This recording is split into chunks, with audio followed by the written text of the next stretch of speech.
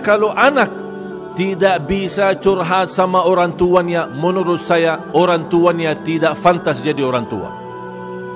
Kalau anak tidak bisa merasa nyaman sama orang tuanya, berarti dia tidak bisa jadi imam yang baik untuk anaknya. Kalau anak sudah ketakutan sama orang tuanya, wallahi dia bakal curhat di luar. Bisa terbuka aib rumah di luar gara-gara cara kita di dalam rumah. Akhirnya apa?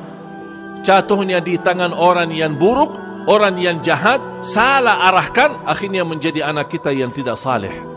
Baru kita nyesal kalau sudah mendengar berita-berita perilaku anak kita. Itu dosa siapa? Dosa kita. Tetap tanggung jawab kita. Anak kita, apalagi di zaman sekarang, mohon maaf Bapak Ibu, zaman sekarang ini banyak luar biasa godaan fitnah.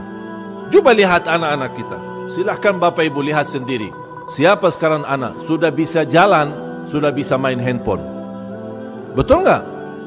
Sudah mulai bisa jalan, sudah main handphone. Bahkan dia lebih canggih bermain handphone daripada kita. Ini menurut saya masalah besar. Karena berjam-jam anak kita habis bersama HP. Bahkan kalau ibunya lagi kesal ingin anaknya diam, kasih HP. Udah nih, bikin pusing. Lama-kelamaan anak kita dilalaikan dari kewajiban, dari zikir, dari salat. Sudah jadi besar, sudah jadi balik. Habis itu ibu curhat. Susah anakku salat. Sudah dinasihatin, sudah didoain, tapi masih susah salat. Maaf Bu, Iman Umar, anak ibu berapa? Sudah 20 tahun. 20 tahun baru dia sadar anaknya tidak bisa salat. Kalau bukan berlindungan Allah Subhanahu wa taala dan doa kita, bahaya kondisi anak kita. Sering saya menyampaikan, kita sebagai orang muslim, insya-Allah Bapak Ibu, saya yakin insya-Allah masih mempertahankan Islam iman sampai akhir hayat. Tetapi yang saya khawatir anak dan cucu kita bagaimana?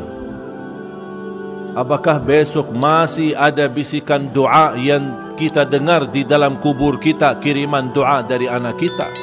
Atau anak kita sudah berpaling daripada kebenaran? Kita tidak tahu. Kalau kita sudah mati, sudah selesai, kita tidak tahu bagaimana anak kita. Apakah masih mau salat? Apakah masih mau ngaji Al-Quran? Apa masih mau mendoakan orang tuanya? Kita tidak tahu. Tapi kalau kita memperjuangkan, mendidik dia mencintai Al-Quran, mencintai salat, mencintai sedekah, mencintai Allah dan Rasulnya, kemudian kita meninggal, tidak ada kekhawatiran. Bahkan Allah akan turunkan malaikat kepada orang tua tersebut, alla takhafu wa la tahzanu. Jangan sedih, jangan takut. Jangan takut atas apa yang akan dihadapi besok. Dari kubur, dibangkit, hisab, mungkar nakir, jangan takut. Wala tahzanu, jangan bersedih atas anak-anak yang sudah ditinggal. Allah akan urus mereka.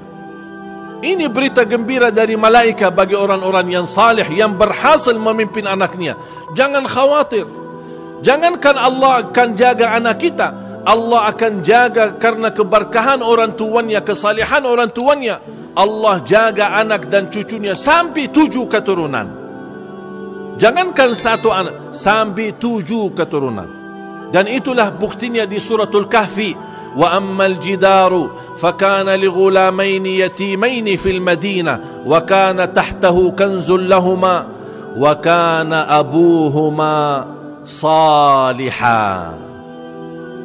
Mereka bisa menemukan harta, bisa menemukan warisan yang selama ini tertinggal, kehilangan warisan mereka. Allah berjuangkan, Allah mudahkan sampai bisa mereka menemukan warisannya. Itu berkat siapa? Kakek yang ke-7. Dan Allah masih sebutkan dalam Al-Quran sebagai orang tua. Wa kana abuhuma, bapaknya mereka yang salih, Allah kasih keberkahan menemukan warisan mereka.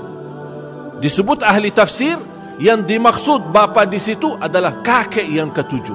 Berarti anak yang menemukan warisannya adalah turunan yang ke-7. Allah jaga.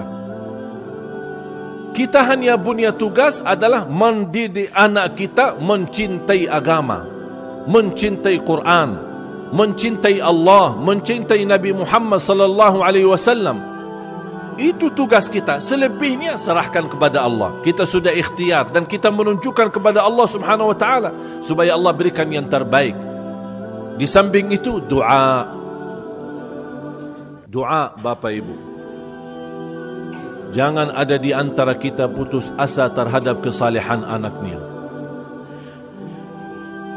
Doa setiap waktu dan setiap saat. Bahkan Rasul sallallahu alaihi wasallam melarang orang tua mendoakan anaknya celaka. Maka Rasulullah SAW melarang orang tua mendoakan celaka terhadap anaknya. Terjadi apa-apa, kata Rasulullah, nanti orang tuanya yang menyesal.